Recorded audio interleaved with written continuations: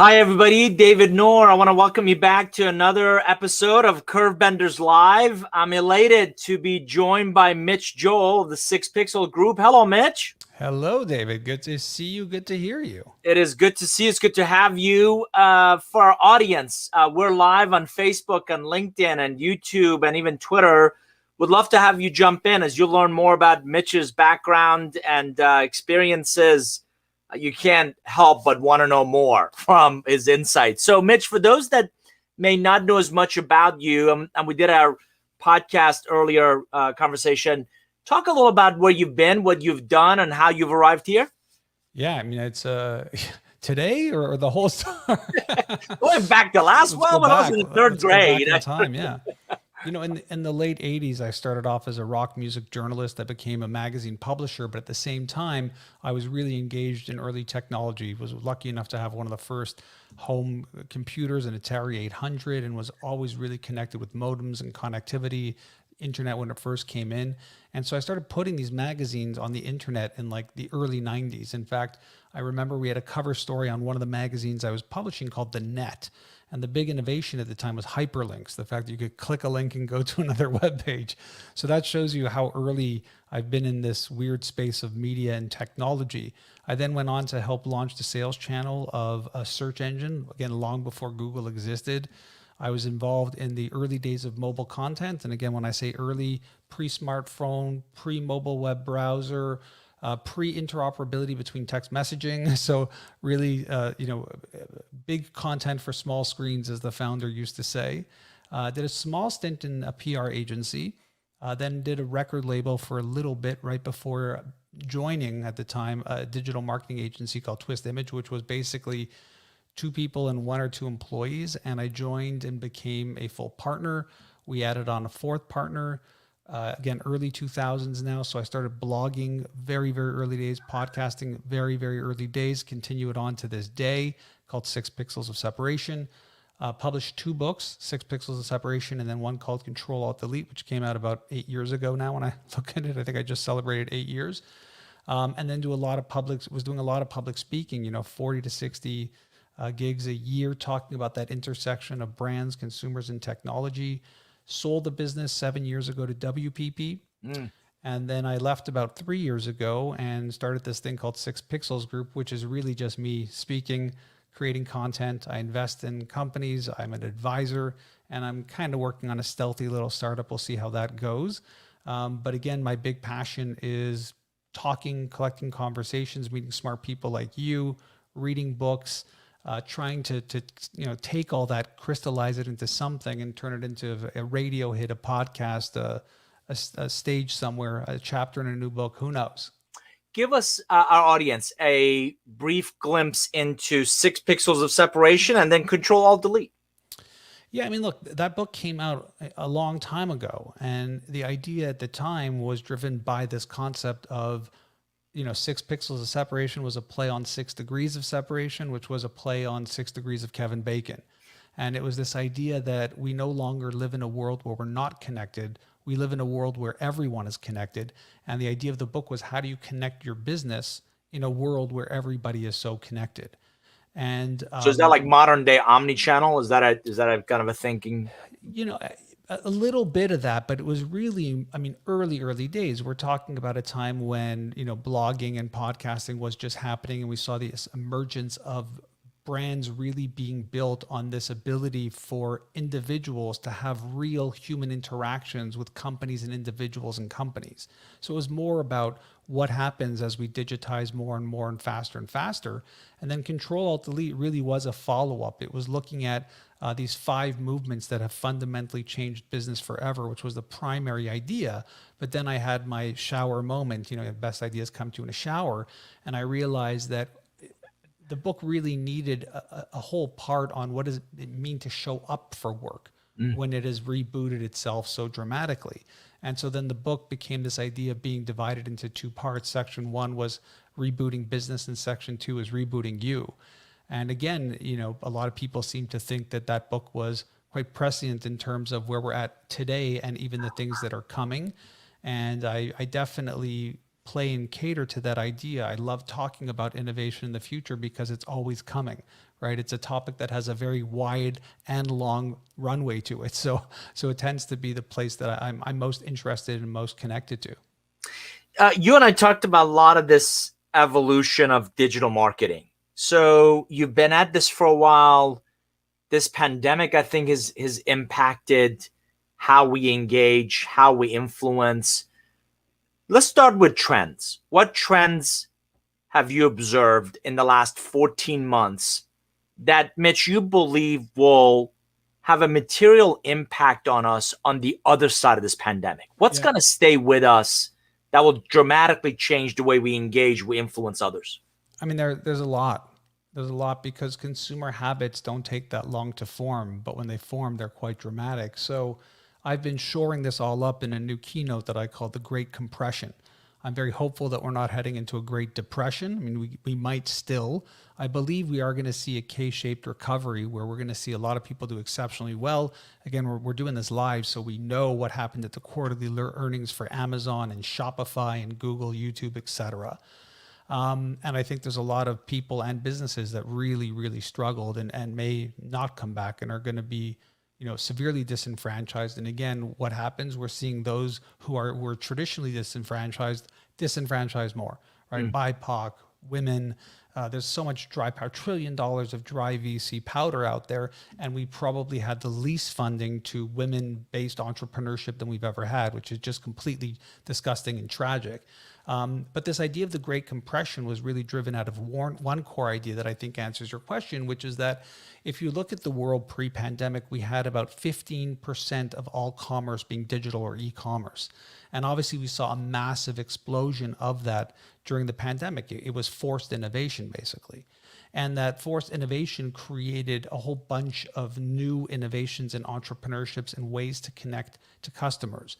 We had enabled our youngest of young kids through online learning, if they were lucky enough to have that privilege, to our eldest of elderly, where we were slipping iPads under doors so that they could have some connectivity to their friends, family, grandchildren, etc. So we had a fully connected society, which again is the stuff I was talking about pre-2000.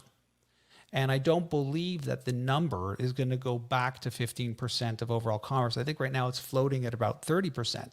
Now that 30% is telling because in the world of digital commerce, we always talk about 30-30, that 30% of all commerce would be digital by 2030. But we're sitting here in 2020, a decade earlier, the Great Compression. Everybody fully digitized, everybody fully enabled. And so from that, you start seeing many dramatic trends, which is, has shopping changed? I think it has changed. I think a lot of people will go out for their fruits and veg and baked goods and things like that.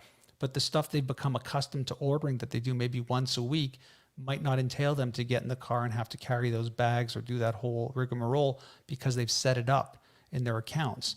And then that creates a whole other dynamic of innovation. So if you think about retail as one, the contactlessness of retail, right? Paying without going into an Apple store during the pandemic, it was super hygienic, right? Hygienic for my safety, but deadly to my experience. Oh, sure. And so you had this flip-flop where physical stores were trying to go less into experience and more into transactional. And the online players were trying to figure out how do we get more interactive and experiential instead of being just transactional. Yeah. And so that, creates real big change for sure.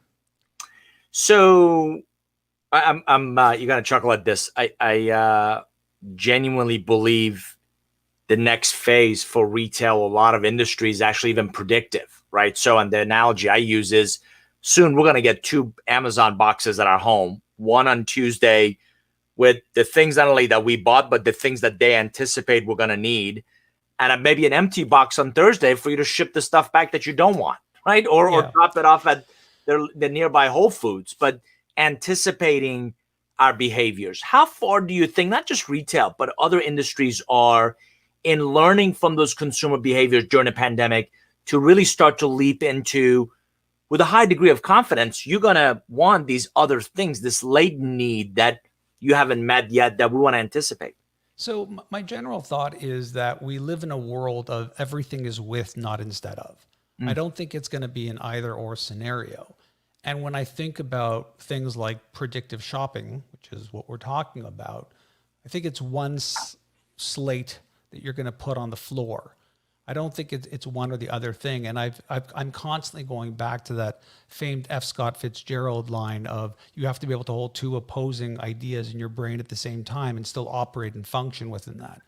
So I don't think that it's going to be a world where we're just getting empty boxes or filled boxes and we don't do anything and we become like that, that movie Wall-E where we're just all in chairs with VR glasses on. There's a real social aspect that comes with life. And I think what we've experienced through the pandemic is that, introverts were rock and rolling through this. Extroverts were really, really miserable. The people who were struggling are struggling more. The people who were thriving, some of them struggled, some of them figured out new models.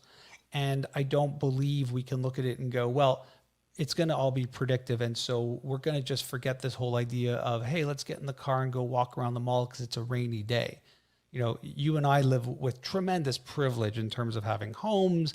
People are living not like us. And for them, going to the mall is just a way to get some air conditioning and get some cool and pressure out of the house. Yeah. And again, whenever we have these conversations, I have to reflect in my brain that, is this the dream of Silicon Valley millionaires and wealthy people with tremendous privilege, or is this the actuality of people's lives? And is this what they want? And then on the technological side, I think about the fact that we're collecting all of this data, but whose data is this really? I mean, is this truly the data of the retailer who's capturing all of my habits and sending me things? Isn't that my data? Shouldn't I have the privilege or right to let them know what I would like done with my data? I mean, I don't know how comfortable the average consumer would be with a box showing up that they didn't order. Right. So two quick comments. Appreciate Mira and David Burkus jumping in. I would encourage the rest of our audience to jump in with questions of Mitch Joel. Another one of our MG100 friends and colleagues, Bruce Kasanoff, Mitch told me years ago, remember, information for people, right, is for their benefit, that they're better off because that relationship, instead of about them. About them is for your benefit. About them is when you spam them and it's just not a whole lot of value to them. So talk about, obviously the title of our podcast interview is this idea of digital marketing transforming to kind of whom you reach. And it sounds like the relationships you build with those individuals versus the sheer number of how many people we touch. Talk about that shift. Yeah, I mean, if I go back to the early 2000s, that really was the driving point of what I wanted our agency to be. I wanted to be an agency that wasn't about reach. It was an agency driven by who we are connecting to. Is it the right customer? People love the saying, the customer is always right. I don't think so. I think the right customer is always right.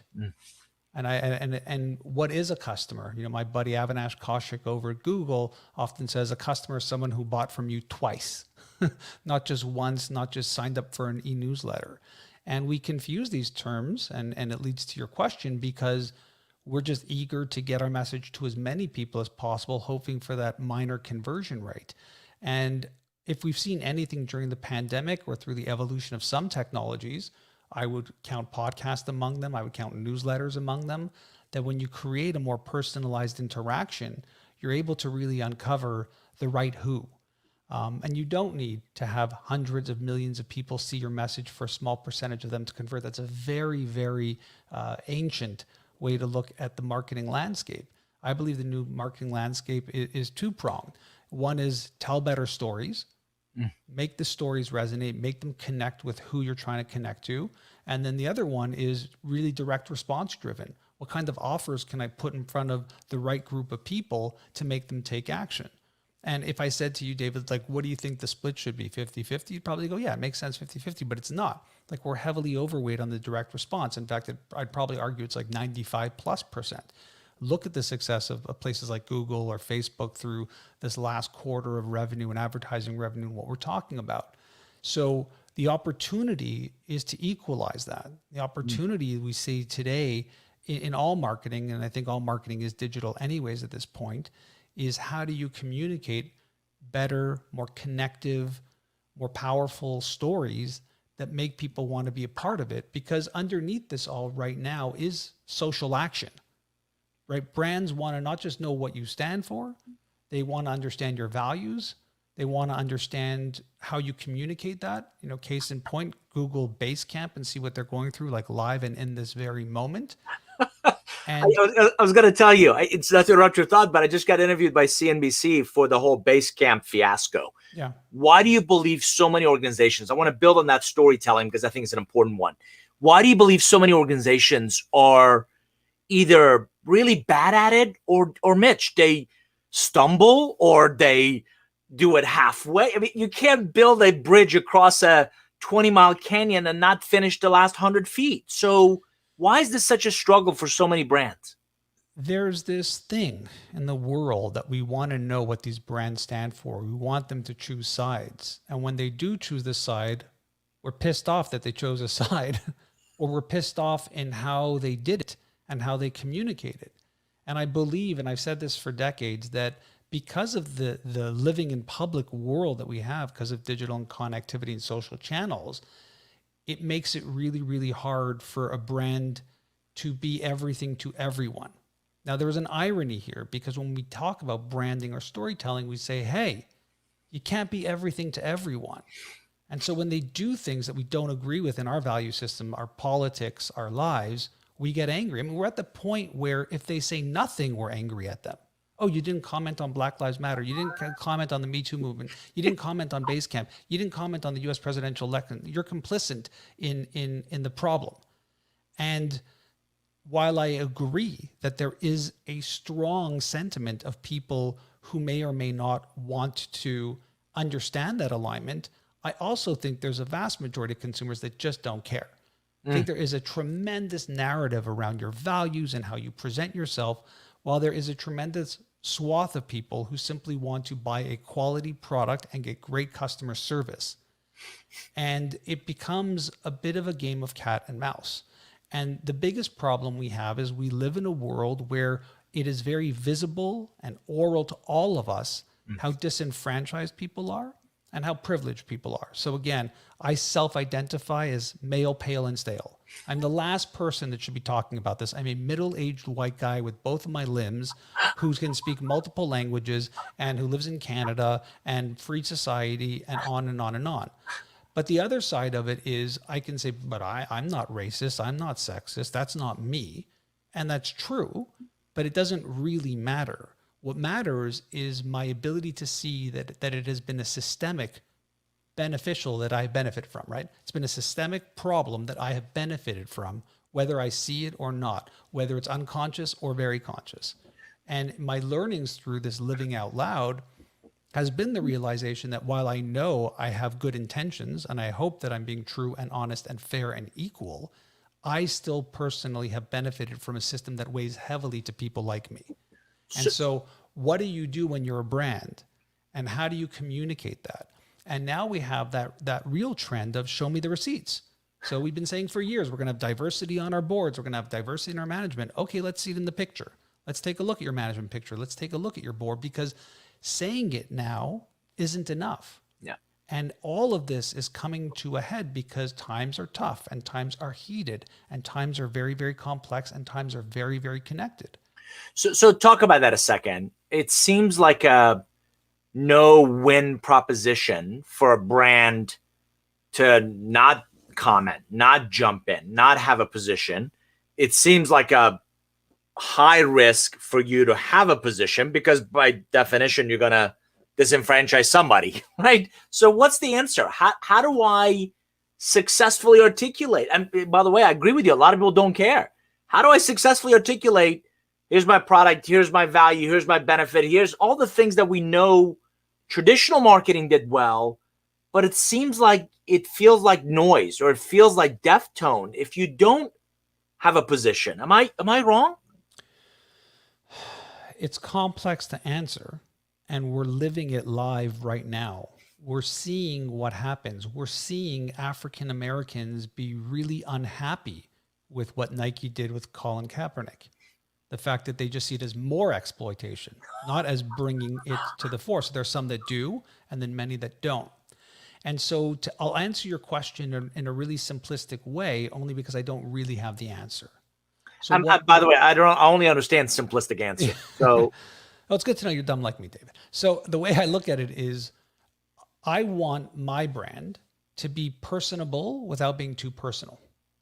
And I don't know how that translates for large brands, for what you say in your PR and your comms, for how it looks like you might be hiding, for how it might look like you're not responding.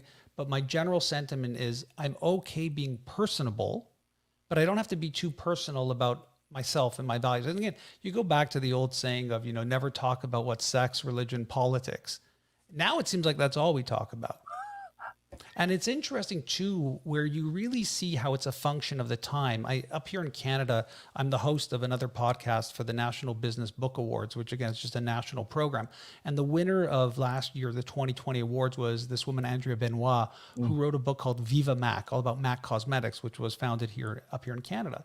And we were talking about like the 80s, the crazy HIV/AIDS crisis that we all went through, and how this company really lived and breathed this androgyny, drag, really showing different representations of gender in media. The 80s, talking about 30 plus years ago. And it worked. They were very successful. RuPaul was literally a bouncer in one of their stores before RuPaul became one of the first, one of the first people in their ads. And really, they were one of the first companies that gave RuPaul access to that global community, to these global advertising campaigns. Now, why did it work? It worked because it wasn't a marketing or communications initiative. It worked because the strategy around it wasn't really a strategy. It was built into the DNA of the company. It was part of their people. These were the people they hired. These were their customers. They brought it together. It was part of the culture.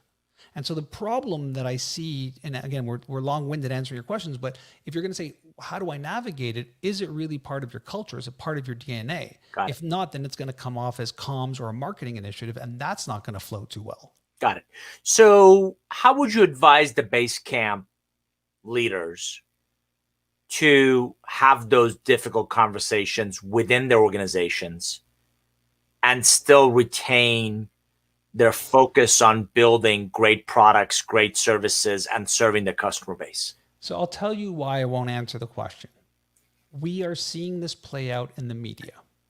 We are seeing this play out in posts by founders and then tech writers talking about it. And if I'm going to be completely honest, I think I've looked at the surface of it, but I haven't dug deep into it. That's fair enough. One. Two is, I really haven't practiced crisis management or PR, and I don't know what the pragmatic approach would be to fixing it. My only response is, it seems like there's something happening in that culture. Yeah. It seems like there's something culturally detached that didn't work and live. And culture is interesting. Again, I ran a small business of 100 plus employees in 2 offices. We then sold it and it became 3,000 people across 30 countries. And I would really vacillate on what this idea of culture means. Is it top down? Do we decide what the culture is, or do the employees decide what the culture is? And I saw it live out in front of me. My home where I live is Montreal, Quebec. There's a joie de vivre, and they don't live to work. They work to live. When I would go to my Toronto office, it was very, very different. It was very corporate in terms of the infrastructure of the city and how the city operates. It was very much work, work, work, work, work. And we had to navigate this friction of 2 offices and the culture. And as much as we thought we were driving culture, these employees and team members were developing their own culture. Oh yeah, absolutely. And I've always believed culture is the behaviors you're willing to tolerate. That's great. And it's also I've long believed the corner office, and this came from one of my mentors, the corner office's primary role is the brand, right? The promise, how do we show up consistently delivering that value? And then the culture, right? That's that engine that's going to deliver that brand promise. Switch gears with me and let's talk about, I know a topic you're passionate about, which is that evolution of that consumer behavior. So, I'm an Amazon Prime customer. There's a Whole Foods grocery store 5 minutes away. Mitch, I've done this where I order something 10 in the morning from the grocery store. It's delivered back of an Uber car by 2:00 in the afternoon. Right. As a consumer, and I can also replicate that for my pizza delivery on my phone and on and on and on. my experiences are constantly getting elevated. And now, probably unfairly, I'm having the same expectations of the B2B world that I interact with. What my bank, what the hell do you mean I've got to come in, right? Or what do you mean it will take you 3 weeks to get me that part for my motorcycle, right? So when does this stop? When does this, or does it stop? Or are we all going to bring our consumer expectations to every kind of business we interact with, and likewise demand them to be Amazon or Domino's Pizza like with their digital integration and their responsiveness? So, look, I think we are long beyond the pale of having unrealistic expectations as consumers. I think we're well beyond the pale there. And it creates an undue amount of pressure on corporate America or corporate Canada. Mm.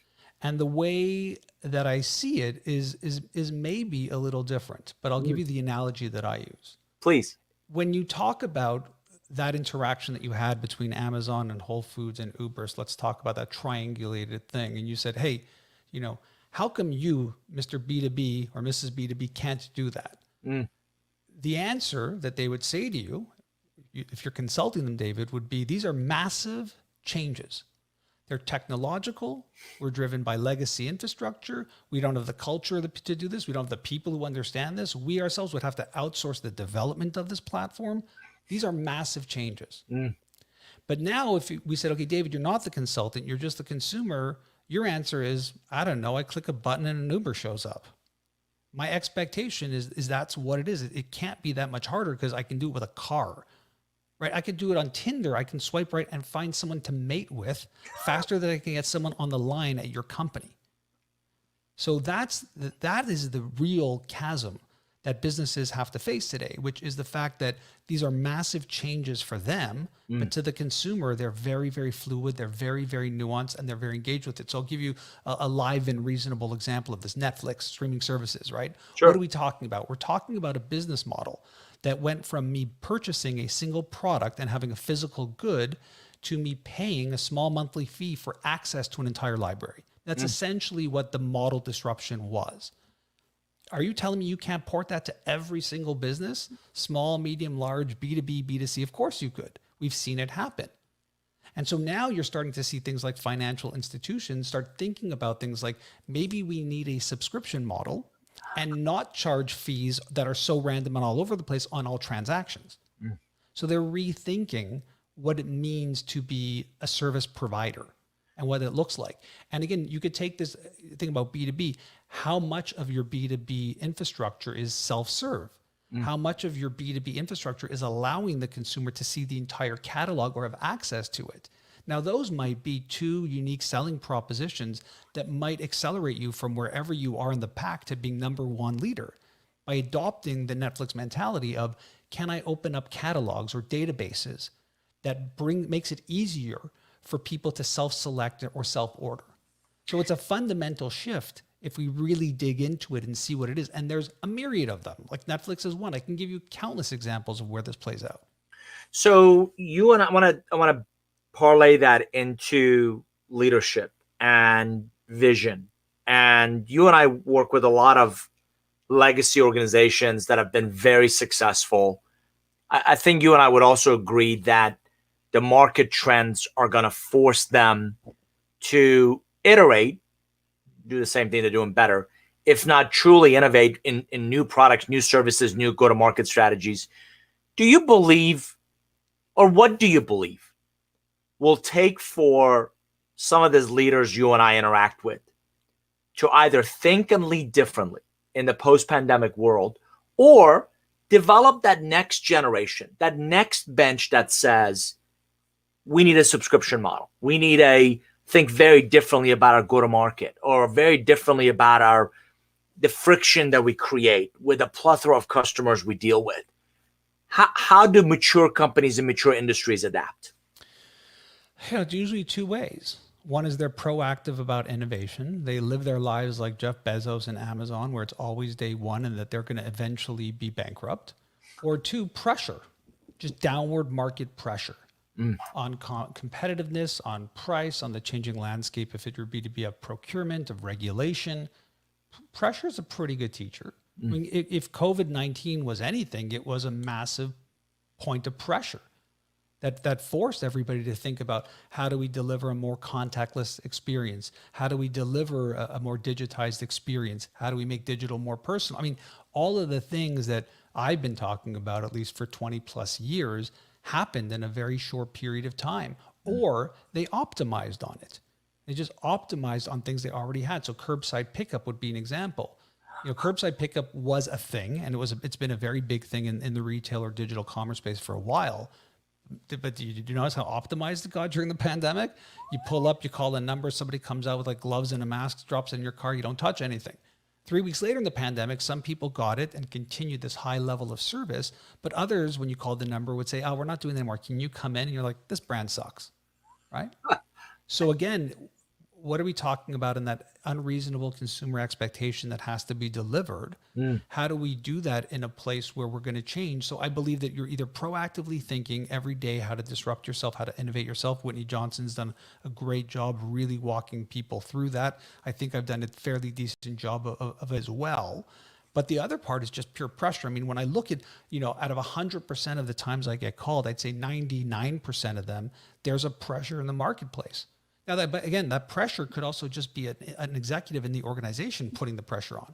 I had one B2B client very recently that was the number one player in their space, highly regulated, highly procurement driven, talking to me about my Disrupting Disruption keynote.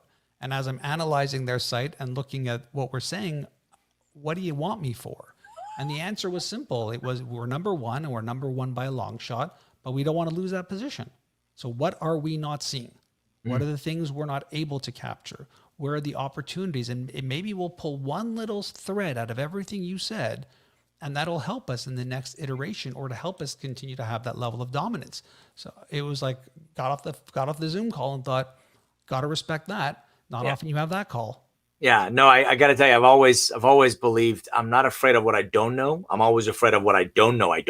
Right? Oh, well, because that 2x4 is coming our way with a nail in it. And that number one position, don't worry about, it often isn't the competitors, it's the competitors that are not even on your radar, that don't have your legacy, don't have your infrastructure, and can do that.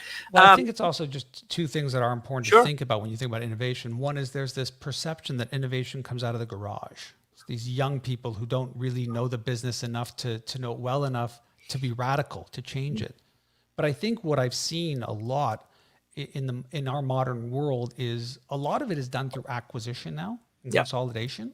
Yeah. People are just getting good because they're buying businesses and making them adapt to the way they were. And the other component that I'm seeing is the roll up, which is we're going to take a bunch of those small players and we're going to roll them up into something big that's almost as big as you. And again, does it always work? No, but the models function, and they can. And the access to a ridiculous amount of inexpensive capital on the sideline doesn't hurt either. I'm going to repeat it. There's over $1 trillion in venture money right now. There's so much dry powder. We are going to see so much disruption, so much consolidation, so much power buys. I mean, just in the fact that we're in a world where Facebook is on the verge of being another $1 trillion company. I say another because there are multiple $1 trillion companies now. I mean, this is the world we operate in. We're having billionaires minted every year during a global pandemic. I mean, just if we think about it, it's getting crazy out there. So talking about crazy, I love one of the comments you made in our podcast, which is getting beyond the hype, getting beyond the headlines. Talk about NFT, and I think the potential impact of NFT on unique content. I mean, you did the music label. You and I, publish books. My impression is it's in its infancy stages, and if we get beyond the hype, there's a real interesting play here of digitally identifying uniqueness. Yeah, no, 1,000,000%. So for those who don't know, an NFT is a non-fungible token. And what it means in its simplest terms is we can now go from a world of complete abundance. So I have an MP3 file of a song. I send it to David. David doesn't have a copy of that song. He has an original version as mine is. There's no degradation in quality. You could never really identify, was it Mitch who had it first or was it David? Did David send it to Mitch? We don't know. And these NFTs are built on this technology called blockchain, which is in its simplest form, a database that's available and accessible. So we can actually see when these files or data points have been put on where and by who and when they started. And essentially what we've done through these NFTs is created a level of provenance for a digital asset. So now anything from a piece of art to a tweet to anything can have this NFT, this non-fungible token attached to it, giving it its provenance or uniqueness or a series of uniqueness. Now, when we talk about hype, David is very accurate. There's been a lot of hype.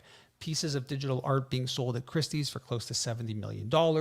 Art collectors, art speculating, Top Shops, which is an MBA initiative where they're selling gifts of plays almost as like digital trading cards that are going for hundreds of thousands of dollars as well. And so people are going crazy on this, and it's attached to cryptocurrency and that whole thing. Forget all that. It's not really important. What you have to ask yourself is, does it make sense that we can soon have or do have a digital world where any digital asset can be identified as being solely unique and everybody being able to see the provenance of it? I think that's a fundamental shift in all of commerce.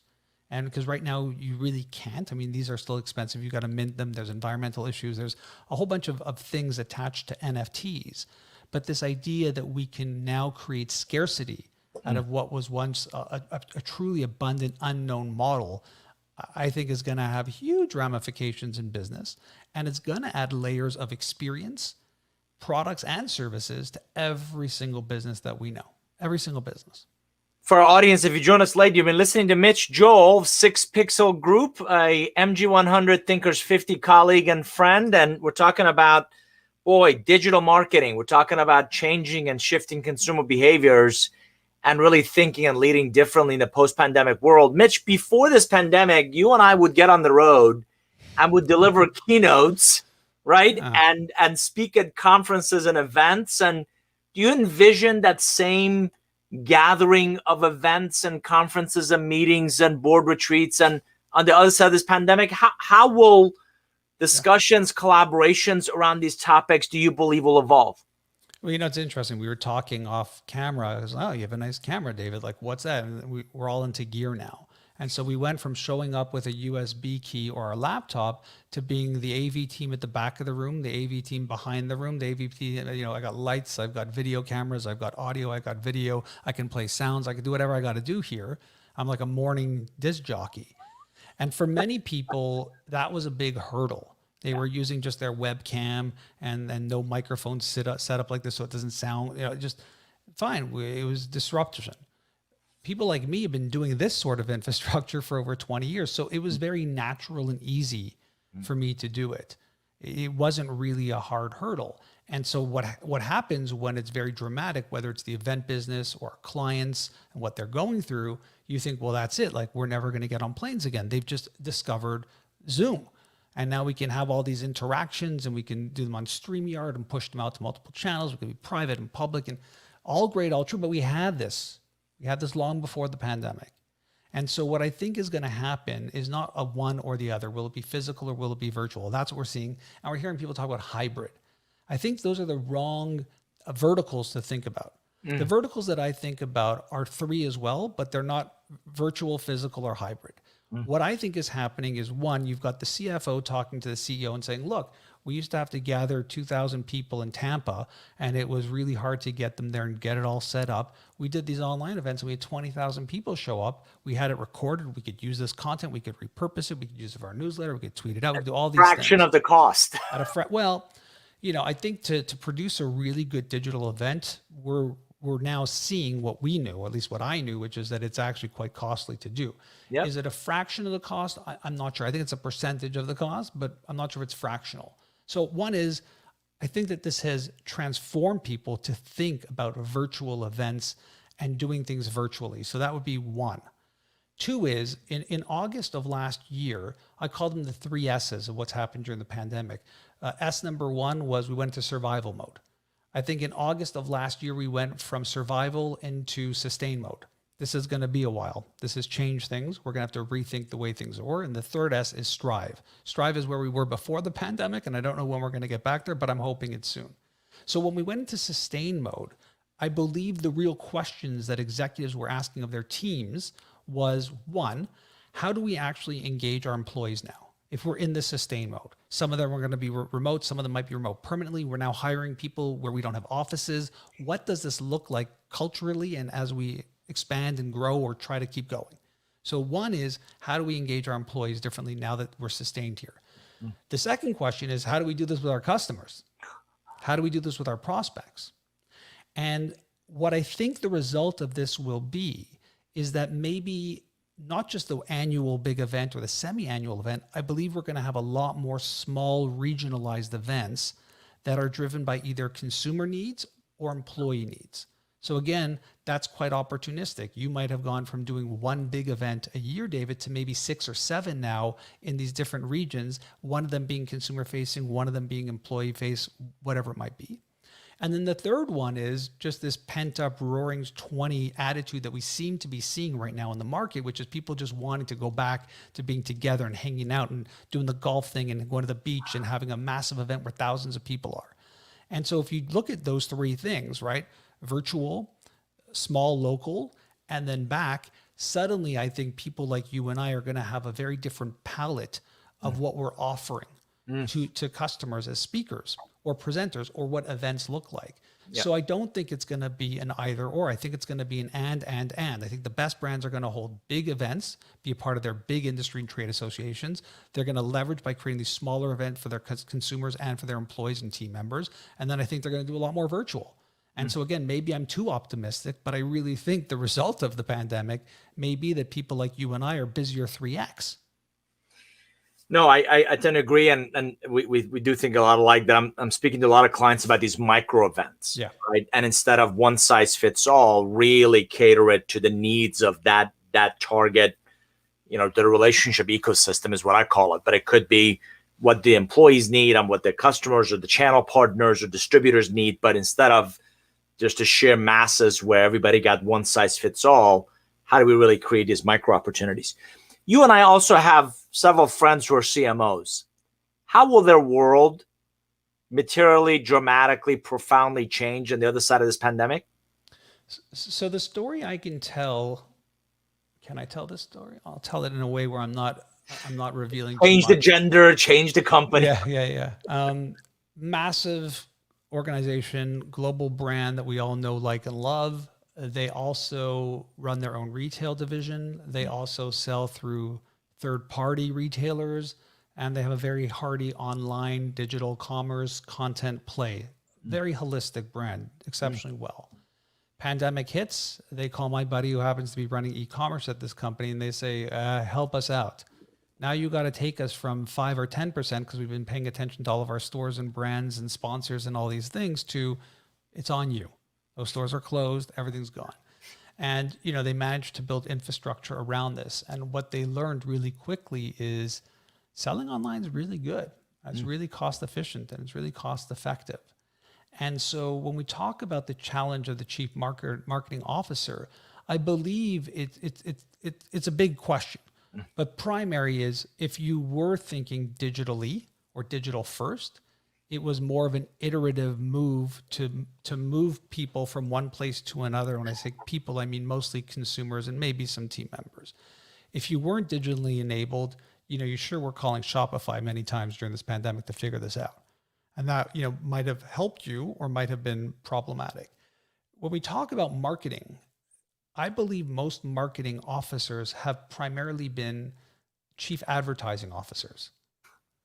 You know, marketing still is the 4 Ps: the product, price, promotion, place. And I believe a lot of that role of marketing has been abdicated by a myriad of roles at the C-suite.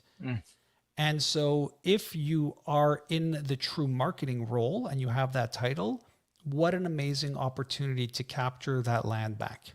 Yep. To actually really understand in this world where you had to be really holistic, what is the product, price, promotion, place? How did it vary?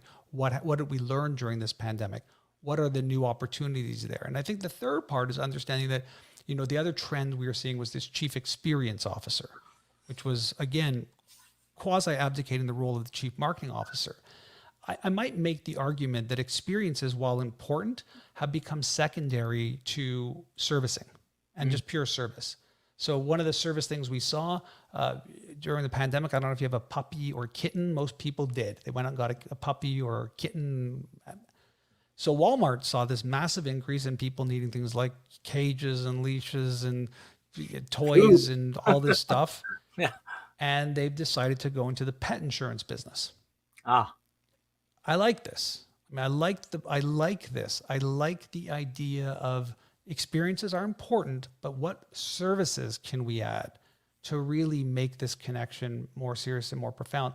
And if I were the chief marketing officer of any organization, large, medium, small, B2B, B2C, I'm thankfully not, I would really be looking at what level of service are we providing and where are those gaps, because someone else is probably grabbing them.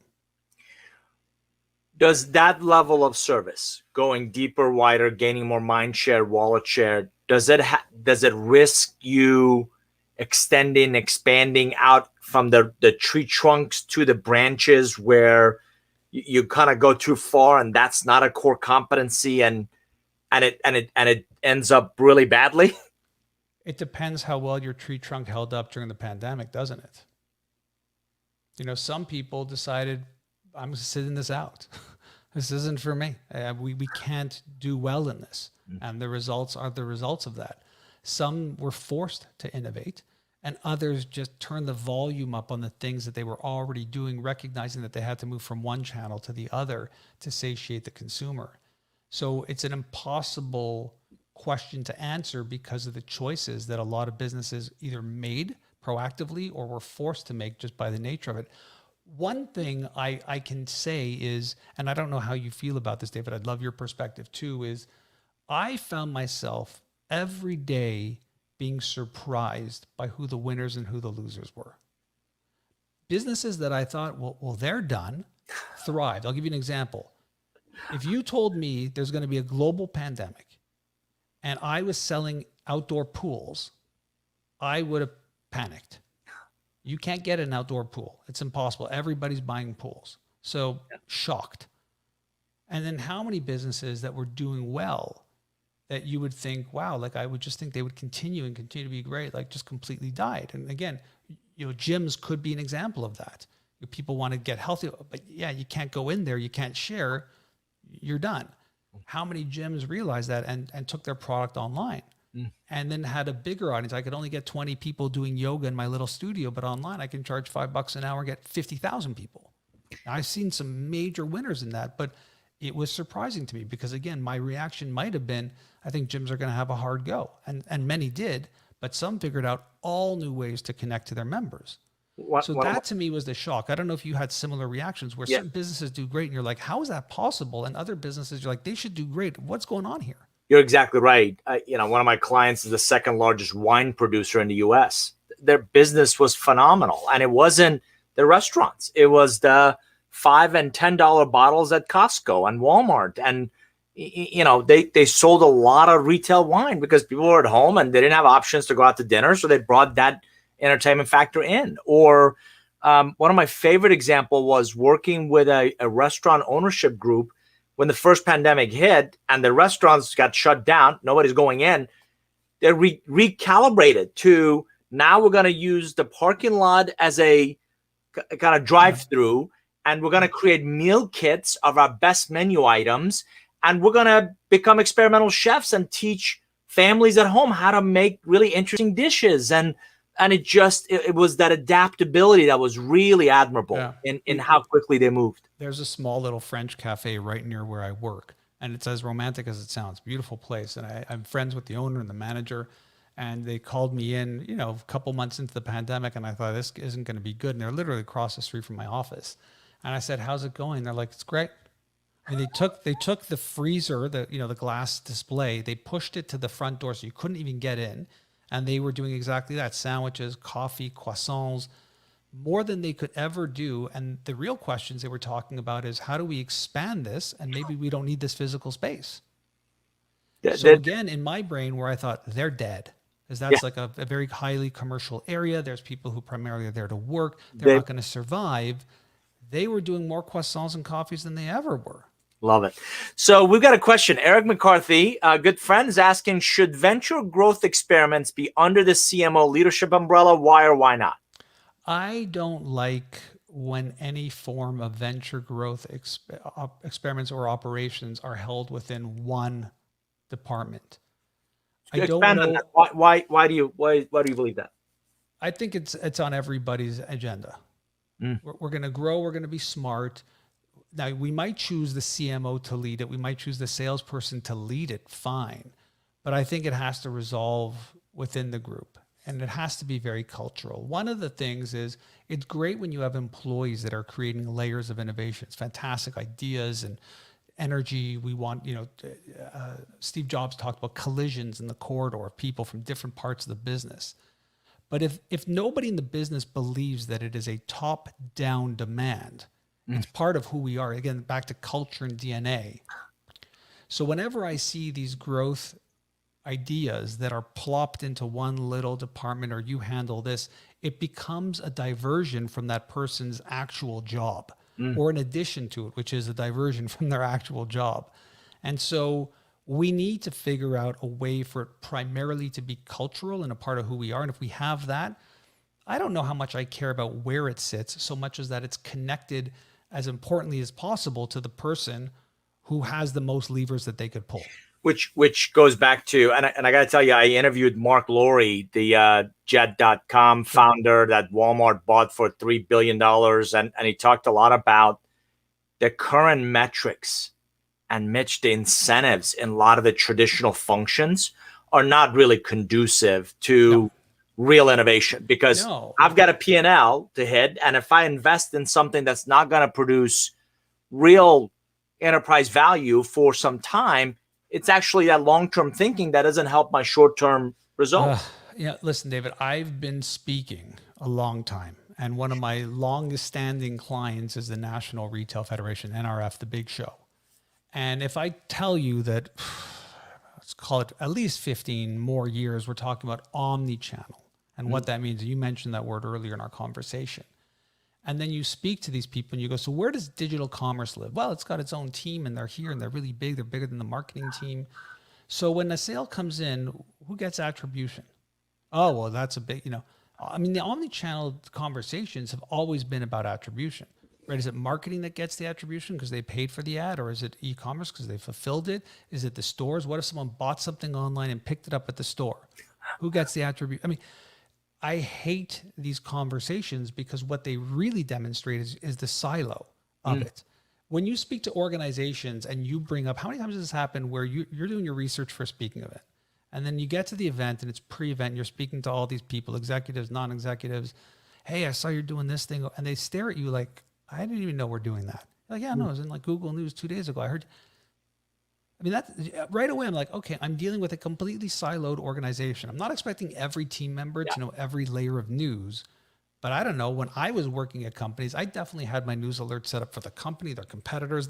I wanted to know, because if my boss pulled me aside, I didn't intelligently talk about it. Or is there an internet or intranet where people are communicating, a Slack channel? I don't know what. How are we pushing these ideas out and connecting them? So to me, it's a critical function of the process. So one of my suppositions is I learn as much, if not more, about my own books, Mitch, after they come out, because people will read them. Sure. Right? They have their own stories and they push back on ideas. And you're like, well, that's fascinating. I've never thought about it that way. Are any in your books, are there any ideas that you shared, you deeply believed in at the time, that have since either been refuted or reinforced? Pick one and just want to share about the biggest. Yeah, I'll give you the monster. I can tell you the monster. I was wrong about social media. Yeah. I really I really thought that it was going to be a place where individual and small would be able to build these, a place where you would plant a million seeds and we'd have a million flowers blossom. And it became a complete monopoly between primarily Facebook and Google. I really thought, how amazing. Like, I'm going to talk about marketing. I can now advertise my book to the marketing associations, all these individuals, all this. I can do deals with all the people who are doing the great podcasts and all the. No, you can't. There's two places to go. So we went from 3 or 4 TV stations that were dominating advertising to a world where 2 companies are dominating advertising. So I was fundamentally wrong in my understanding of how I thought it would roll out from an advertising perspective. Absolutely. And again, the beauty of being wrong is that you can still write. I mean, when people say to me, oh, Mitch, it's been 8 years since Control Alt Delete. I'm like, it has. It's also been 5,000 pieces of content that I've created in the world since then. Yeah, every day, every week, there's 4 to 5 things that I create, whether it's a podcast or an article or I write for somebody that I share in my platforms that I'm evolving. So I can go back and it doesn't become, well, look what you said in the book and you were so wrong. It's like, no, I got that in the book at the time. There was a perspective. But beyond that, I mean, we're having these conversations live every day. You probably changed my mind today about 3 or 4 things that I believed right before we got on this call. I have that effect on most people that I talk to. So build on that second. We're both active in the MG100, Thinkers 50. What do those organizations mean to you? Great question. So the MG100 has been a challenge for me because I'm not a coach. I mean, I don't really coach people. I keynote speak and I create content. So I really struggled to find my spot there, but wow, they launched the Mastermind series and I found a cohort that, lifelong friendships were made. It aligned me closer to the group. I now find myself connecting more and more to people who are in there like yourself. I'm discovering more people to have conversations with because that's ultimately what I like to do is collect conversations. And we've had 3 in the past month, which has been just phenomenal just for that. The Thinkers 50 is a big one for me. I mean, I've been looking at Thinkers 50 for a long time. I'm very fortunate and privileged that a lot of the people in the Hall of Fame and on the list are people that I know and that I can contact. And I would be lying if I said I hadn't been eyeing that list for a while. Is like, I wonder if one day any of my stuff would resonate. So getting chosen this year for the radar list was a huge, for me, personal. Most people don't care or know what it is, but for me, it was an important one. And I think ideologically, there's some humor in it, which is all the academics who are on these lists want to figure out how to be more commercial and more accessible. And all the more commercial, more accessible people like me want to be on the more big brained lists and be thought of that way. So it was a big check mark for me. And I often recommend to people to look at both of them because they're both tremendously valuable and powerful to really see who's got value and merit. My experience with both has been, I have not met somebody in there where it was a hard eye roll after thinking, how are they on this list? Why am I on this list with this person? I would never recommend them. If they're there, should I be questioning why I'm there? That hasn't happened with either group. So when people ask me about like, where can I find a good coach? I'm always referring them to the MG100. And when people are saying to me, like, where do you think is a hub for real thinking in terms of the progression of business? To me, it is the Thinkers 50 and the radar list. And for our audience, Stuart Craner and Des Dearlove, the founder of Thinker 50, are both guests on an upcoming Curve Benders podcast and a live session like this. So Mitch, I'm going to use what did you call it? Big brain checkbox. Ask them if that's one of their brand attributes they want to go after. So you and I, last question I want to ask you is, obviously Curve Benders are strategic relationships that really have a profound impact on not just our performance, execution, results, but really shaping the manager, the leader, the executive that we become. In thinking about your own journey, can you think of 1 or 2 people that have made that indelible imprint on you? Yeah, and the truth is, I don't know if I've met them. If I'm being honest, I don't know if they're still alive, if I'm being honest. I have been profoundly impacted by reading books, primarily nonfiction business books. When I'm spending time with somebody over 300, 400, 500, 600 pages, I'm not just reflecting and taking notes for my own benefit. I'm feeling like there's some kind of intimate relationship happening where I'm really understanding where they started, where they're going, and how they're continuing it. It's the number one reason I started my podcast. It is the most guiltiest of pleasures and the most selfish act that I do. They're like, I love your podcast. I'm like, I don't care. I've never looked once at the analytics or data on my podcast. I could care less. My whole thing is, how do I corner smart people and have conversations with them after I've spent a great deal of time reading their physical or digital books? So, the impact has been huge from great thinkers. Some of them I've never met, and some of them, to be honest, and while not dropping names, I've not only met, but I've become really, really good friends with. That's So absolutely I'm lucky. Yeah, no, I think my dad drove into me that leaders are readers and readers are leaders. So when you immerse yourself into those nonfiction insights, and again, you and I talked about Thinkers 50 and being selected on the radar, and some of the people you and I have met in that community, and just you're in awe of just their intellectual curiosity more than just the horsepower and their ability to make you and I think differently about a lens or a perspective we may have. So I like to step back sometimes and I look at like who I'm texting with or who I'm emailing with. And I'm like, that's cool. That's pretty amazing that I have these relationships and the ability to ask these questions or the ability to help people whose work I started off admiring so much. And that's the greatest thing in my life. You absolutely feel blessed. You feel just to be alive and to be in those relationships. So for our audience, if you've joined us listening late, Mitch Joel, longtime insightful digital marketing, consumer behavior expert, Thinkers 50, Marshall Goldsmith, MG100 colleague, friend. Mitch, what's the best way for our audience to learn more about you and your work? Well, you can go to 6pixels.com, mitchjoel.com, or just Google Mitch Joel. You'll find me. It's only me. Perfect. Thanks for being a guest on Curve Benders Live. Appreciate it, Dave. It's been great connecting with you and really enjoying how our friendship has developed. So I look forward to more of these debates and conversations. Thanks, David. Sounds great. Good to see you.